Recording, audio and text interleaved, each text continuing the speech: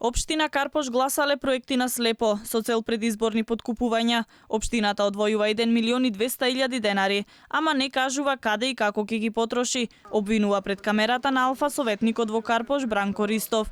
Тој вели дека советниците аминувале 6 проекти за екологија и енергетска ефикасност, ама на прашањето да се објасни нивната цел за која ќе се потроши милионска сума, немало конкретен одговор, туку фраза дека се работело професионално. Ние добивме дневен ред, но материјали за тие точки не добивме, туку само одлуките. Јас принципиално побарав да бидат симнати од дневен ред, затоа што е комплетно непримерно советници да гласаат за предлози кои што не знаат што содржат. Тоа беше одбиено како непотребно од страна на председателот на Советот, кога веќе не се симна од дневен ред, затоа што нели крај на година и сака да го искористат буџетот максимално.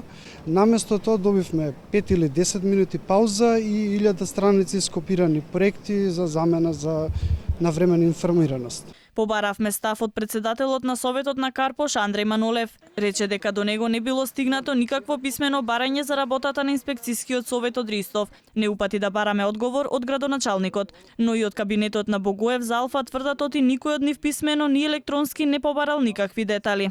Каде е проблемот? Можела комисијата да се председава, да се одлучи кои проекти, па ако ќе има време да се ги постираат на дневниот ред и да одлучуваме полноправно. Вака не, вака отвара многу место за сомневање. Градоначалникот на Карпош деновиве е прозиван од опозицијата и неговите граѓани за сечење на дрвјата и уништување на зеленилото.